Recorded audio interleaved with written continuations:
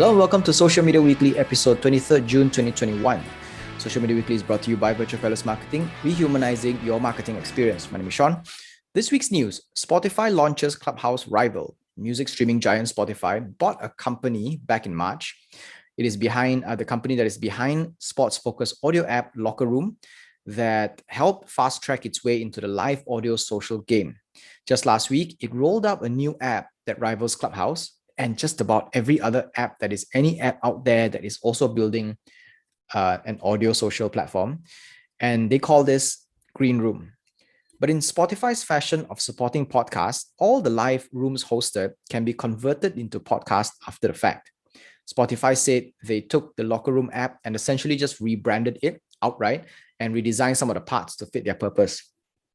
I had a chance to have a look at the app, and there actually already are a lot of rooms going on. It's from all over the world, and it's filled with people having conversations or just enjoying music playlists. Makes sense on the music playlist side because it is from Spotify after all, and people who use Spotify tend to be more interested in music. So when they have green rooms, they will probably have music enjoying type of rooms as well. So there is this part that captured my attention, which is that the part that says you can convert a conversation, like a session or a room, into a podcast afterwards.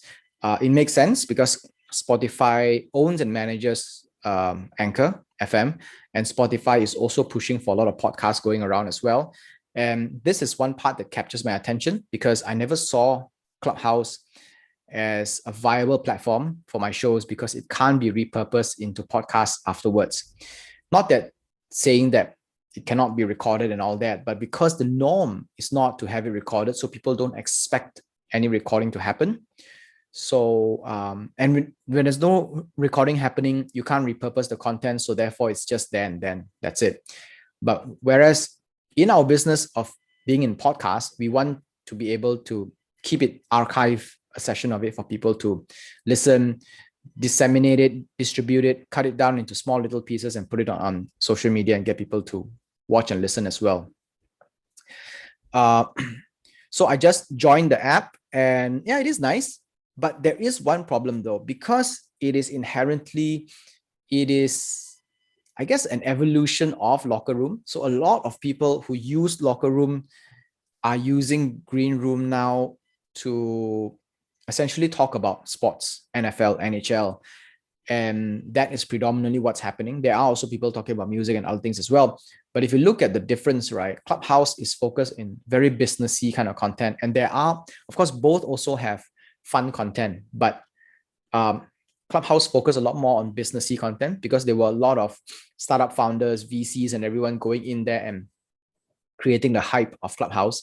Whereas Spotify evolved from a sports-centric audio live format. So therefore, people from the sports area tend to be more gravitating more towards Green Room. The way Spotify is moderating this platform where Clubhouse is struggling is by recording all the sessions themselves. They're keeping a recording of it themselves. Yes, there would be no privacy when you're in the Green Room, but we don't even know for sure if Clubhouse isn't recording our content, right? We think they're not, but we don't know for sure that they are or they're not. We only know that Clubhouse cannot moderate its app because it claims it doesn't record our audio for proofing purposes, whereas Spotify has a recording of everything. So if we were to lodge a report, say, for example, then what happens is Spotify can actually track, go back to the recording itself, find proof, and then take action accordingly. So that is something that Spotify is, I guess, better at compared to Clubhouse. And at the end of the day, whether or not you use whichever audio platform, I guess it comes down to not choosing one platform, but depending on where your audience is pre-audio platform. If your audience is on Twitter before this, then Twitter's version works. If you are into gaming, then Discord's version works. And if you're in the corporate line, then maybe, I guess, Slack and all that, their version works. And if you are more into sports and music, Spotify's version works. And if you're a Clubhouse traditionalist or you're a business-centric person, then Clubhouse works better. Speaking of Clubhouse, Clubhouse is building chats. Popular audio social platform Clubhouse was seen accidentally leaking a chat function, which was quickly then removed. Regardless, this is good news for Clubhouse users who want to participate in discussions and contribute to conversations while not holding the mic. A chat function will also allow moderators and speakers to host Q&As, run polls, and a lot of participatory activities. I mean, a lot more than what Clubhouse is capable of doing right now. And it will also allow users to build relationships with each other without leaving the app. Because right now, the only way to build relationships with each other as listeners or people of the floor or even speakers, you need to either go to Twitter or Instagram, which is connected to the profiles, then you take up the conversation there. But with all these chat functions, you can have a livelier chat in the event itself behind the scenes, and the moderator can check all the chats and maybe answer some questions or bring the questions up to the speakers. So it gives a lot more depth in terms of the content. When asked by the people at TechCrunch, Clubhouse issued a COI statement that said, quote, "These functions sometimes become part of the app, sometimes they don't." So it signals the possibility that a back-channel group chat may or may not come to the app. Meanwhile, Spotify's new Clubhouse copycat app, Green Room, has offered its own text chat room that users can access by swiping right in the app, in the room itself. So I guess by doing this, Clubhouse can't choose not to add it anymore, because if everybody's competing in the same platform and someone is giving them more features than others, I guess they can't say they don't want to. They need to do it because that's the status quo now, right? There is a beauty in the simplicity of Clubhouse app. I do like it. It's not trying to be more than what it is, but when competitors start offering various functions that people want, Clubhouse would have to be faced with the dilemma, right? Would they then choose to stand steadfast with their ideology of what an app should be, or will they start to bend towards users' wills? I guess it comes down to this right now, because they are not the only ones playing the game, and they have to react to what the market actually wants based on what the competitors are giving them. Instagram Reels ads comes to all. Instagram is rolling out Reels ads all over the world this week. They will be up to 30 seconds long and in vertical format, similar to Reels and Stories. Just like Reels, these ads will run in a loop, and people will be able to like, comment, and save them. Instagram says the ads will appear in most Reels places, including Reels tabs, Reels in Stories, Reels in Explore, and Reels in Instagram feed. It will appear between individual Reels posted by users, which means that it will not appear within the Reels itself. So it's in between 2 or 3 Reels, which is good, because remember Facebook Watch? They put ads within the videos, and that is quite annoying. So that's a bit of a problem. So I actually already have a ton of brilliant ideas to build ads in the format of native Reels in order to feel right at home with all the organic content. So imagine you have an advertisement, right? But you don't run it like a normal ad. You customize the ad to feel and look exactly like any other Reels format, in a sense that you can take all the viral content, because there is so much virality going on every day in Reels and TikTok. You take their concept, music stuff, dancing stuff, and everything like that. You I guess, meld it into the Reels format, but you add the content, the advertisement itself into the content, and people feel as if they're just watching any other content, rather than it being a very generic global platform type of advertisement instead.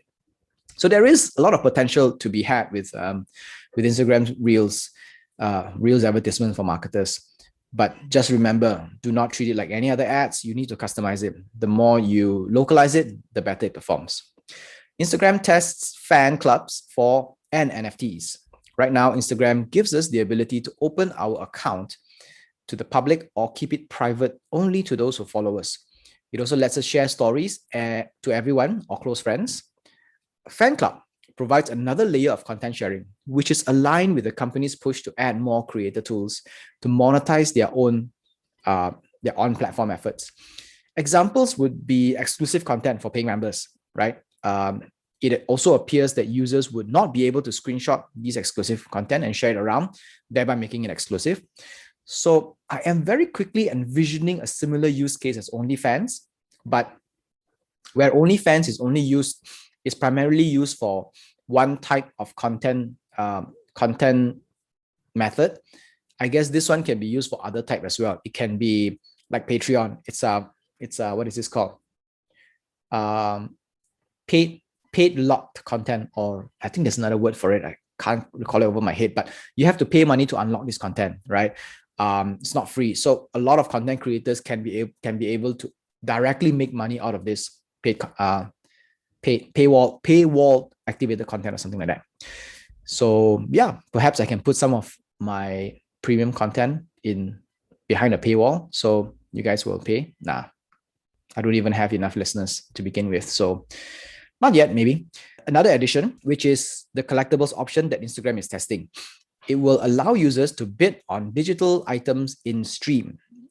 Posts attached to NFTs will have the collectible label on top of the left corner, the top left corner. There isn't much news on that at the moment. So whatever I'm reading is actually just speculations all around. But NFT collectibles will surely help creators sell unique merchandise on Instagram. Imagine pairing it with live stories where you run a live auction selling digital images or paintings or drawings or maybe artwork. Well, paintings, drawings are artwork. Maybe music, online stuff that is like 1 of 1 or 1 of 10 or 1 of 2 or something like that. Very limited stuff. And you run an auction, you sell them, and the highest bidder gets to buy it. So there is a lot of use case things coming up in terms of the imagination. And I believe that this is part of Instagram's greater plan to support creators and help them find more ways to make money. In any case, there will be more reported when I dig up more information on this. So it's still very preliminary rounds with this collectibles side of things. Facebook testing public comments on stories. Of course, this is bound to happen, right? Since Facebook adapted stories concept from Snapchat, it has taken over most of the reach and engagements in both Facebook and Instagram apps over their own posts and news feeds. So it only makes sense for the company to want to buy up engagement capabilities on these placements, beginning with public comments. A screenshot has been circulating showing the ability to either leave a message or a comment on a story post. The bottom part of the story, where you can actually tap, like a bubble where you can tap and insert your messages, will include a comments site. And then on top of that, there are actually all the comments that has been left by other viewers. Depending on how long a comment can probably run, creators may want to avoid adding captions to parts, to overlap with parts of the captions that come with videos or content, right? Like sometimes we take a video or take a picture, we usually put like big title captions. We can no longer put it on maybe the bottom left corner because it might block off the comments or overlap with the comments.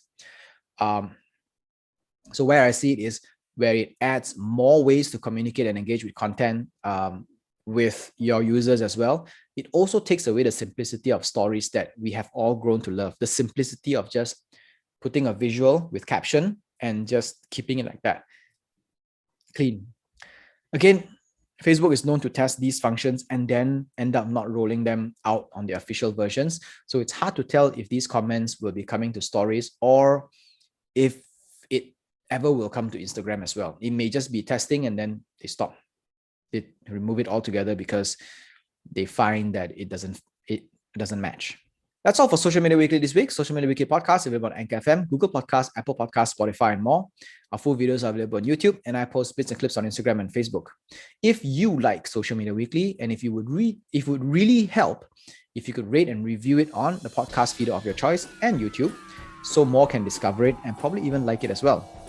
Social Media Weekly is on the lookout for a regular co-host to help me bring some depth to the show. If you're interested, simply drop me an email at Sean, SHAWN, at virtualpeddlers.com. That is Sean, SHAWN, at virtualpeddlers.com. That is all for Social Media Weekly, episode 23rd, June 2021. I'll see you next week.